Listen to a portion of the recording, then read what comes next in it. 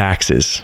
One thing that everyone dreads, especially if you are living in a different country and you have to file taxes in two different countries. Since I have been living in Portugal, I have been looking for an easier solution to be able to file my taxes and keep track of them between the United States and Portugal. But to no avail, I have not found anything except hiring an accountant in Portugal and hiring an accountant in the United States and hoping that they can communicate to make sure they get it right. But finally, I stumbled upon a new startup company called Tytle that is doing exactly that. And today, I have the CEO of Tytle who is going to answer all of the questions about filing your taxes anywhere in the world and corresponding with the US. So without further ado, let's get Loek on here. Hey Loek, are you there? Thank you for joining us today.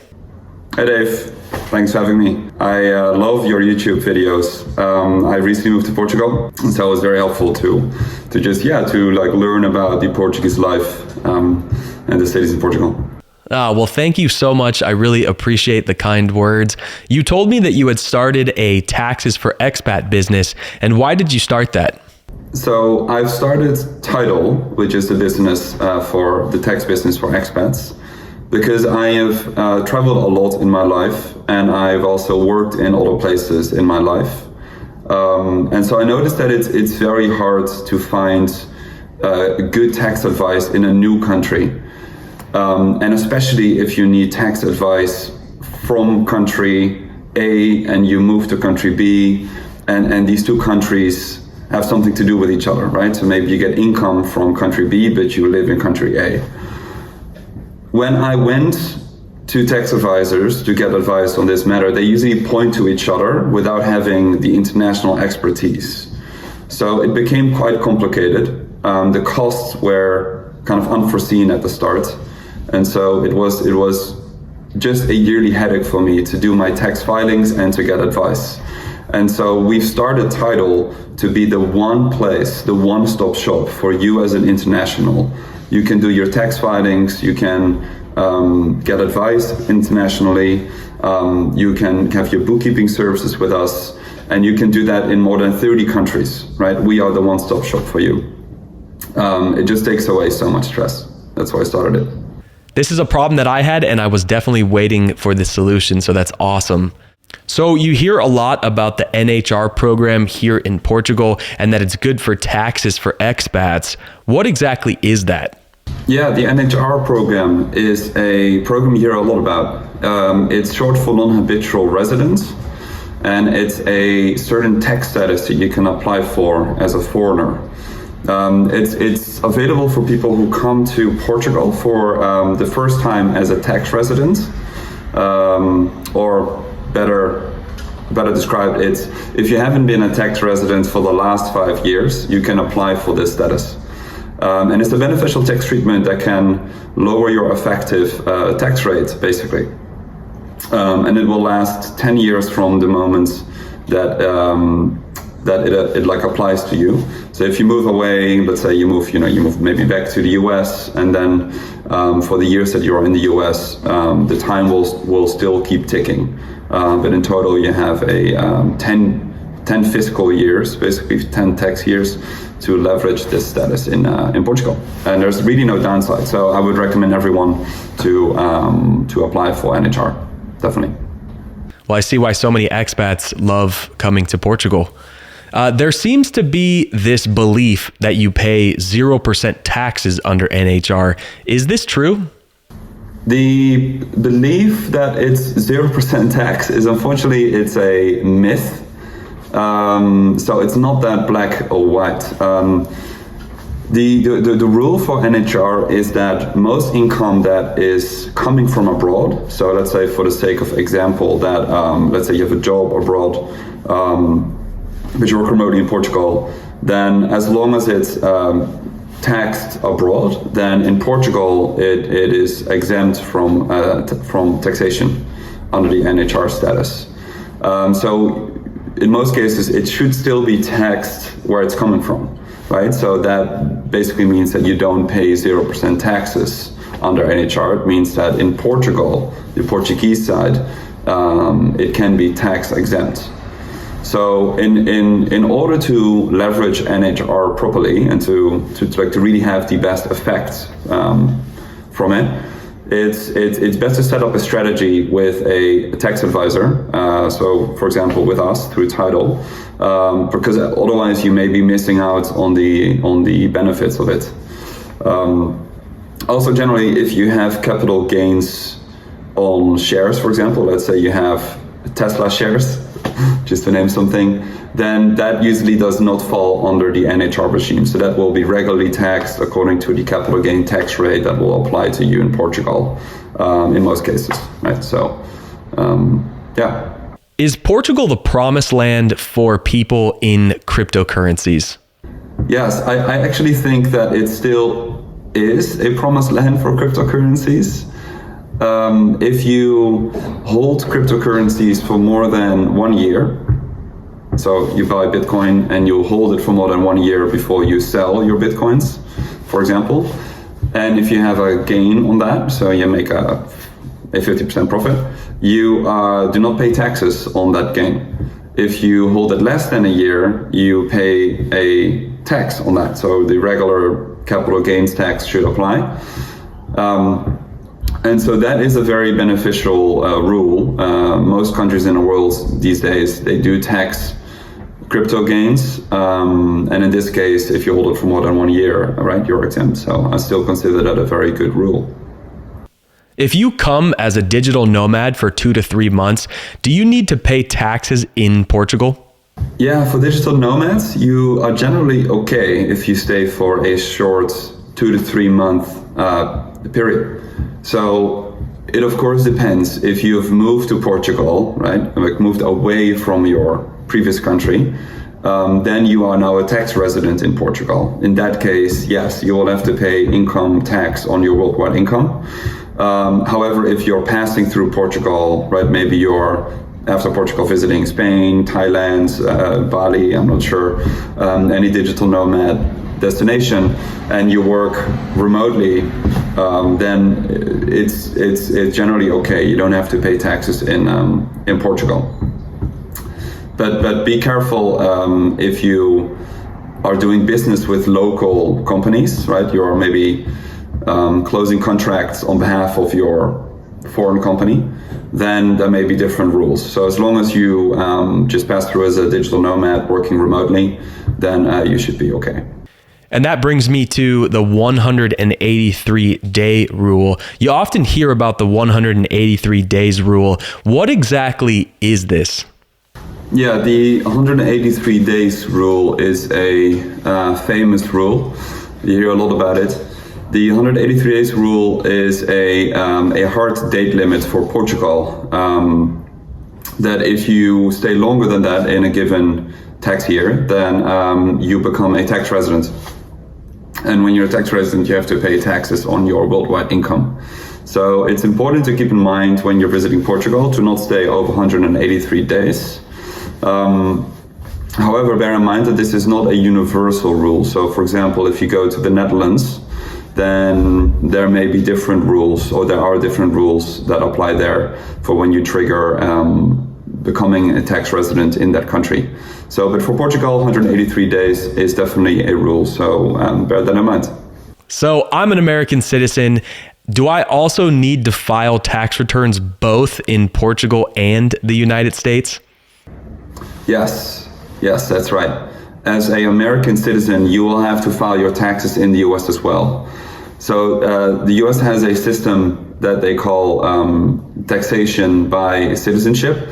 So if you relocated to Portugal and you're a tax resident there, you would file your taxes in Portugal, but then also you have to file in the US. However, it doesn't necessarily mean that you pay twice the amount of taxes on your income. Like the system has certain exemptions and tax credits available. So if you file in Portugal, then if you qualify as an expat for your American tax filings, for the purpose of your American tax filings, there are certain credits like the FEIE, which is a certain credit you can use to offset your tax burden in the US. And in a lot of cases, you actually don't even have to pay any taxes in the US, but you will always have a tax filings requirement.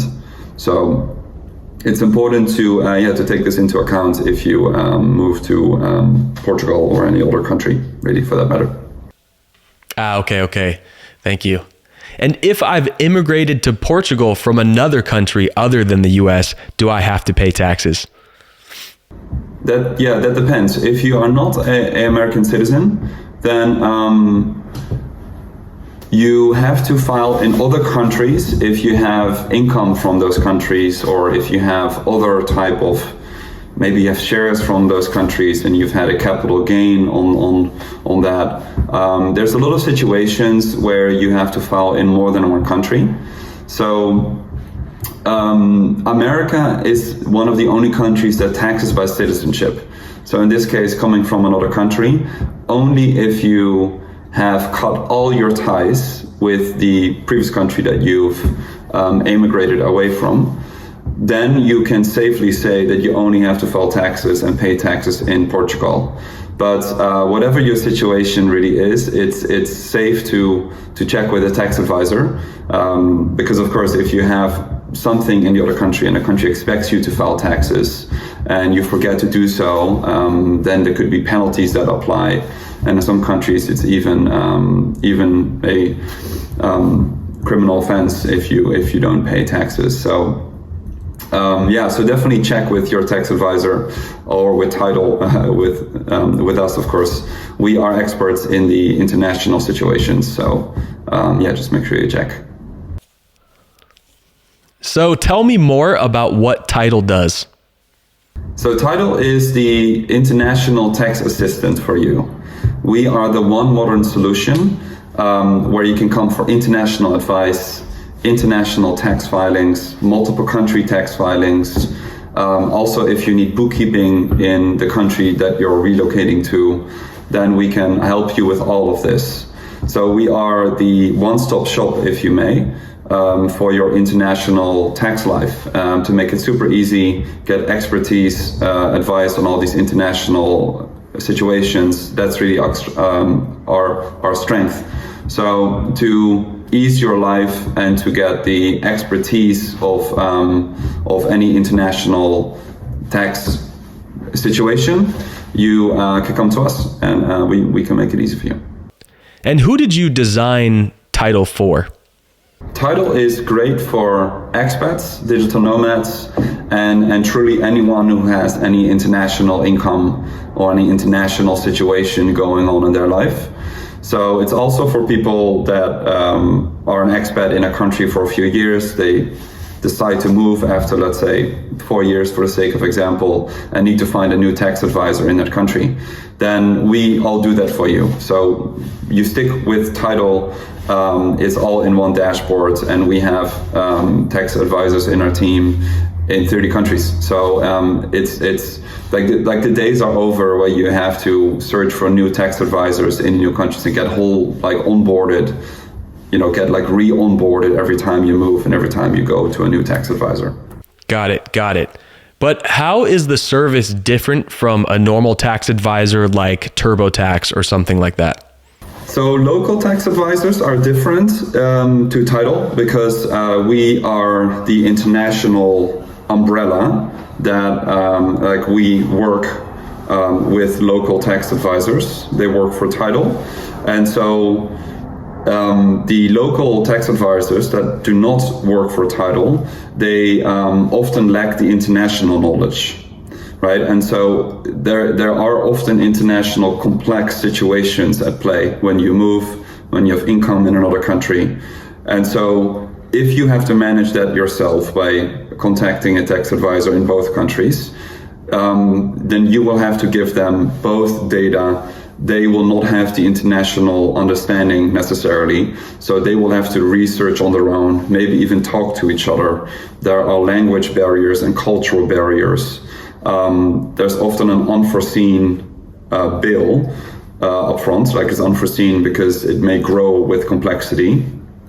And so it just raises a lot of extra questions that international. So for us, we treat international as a first-class citizen. We understand international complexities. That's our expertise.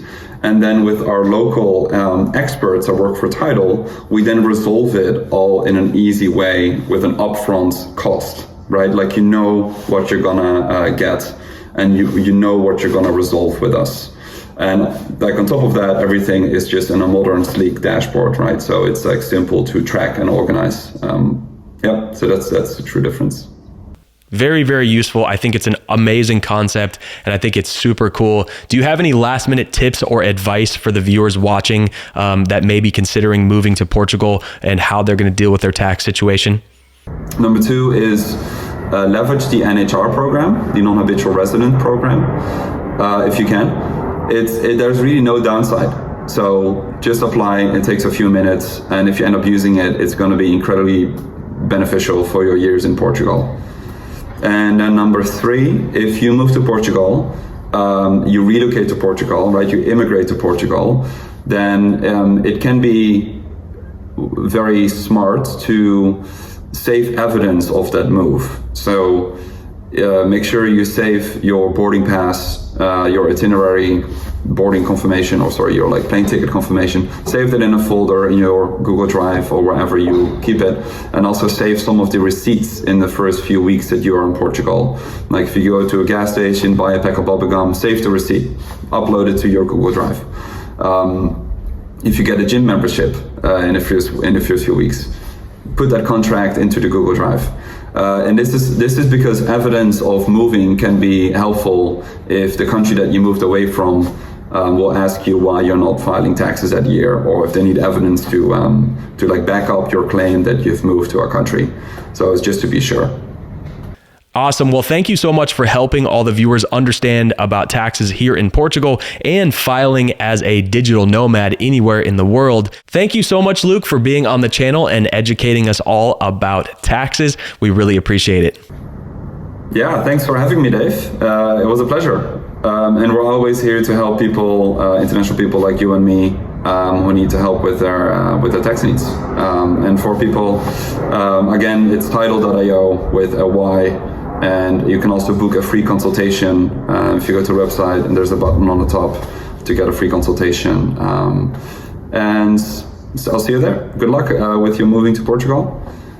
And até logo. If you're interested in checking out Tytle's tax services, the link is in the bio below. My name is Dave in Portugal. If you want to see more videos about Portugal, make sure to hit the like and subscribe button. I'll be posting videos on this channel every single week. We'll see you next time.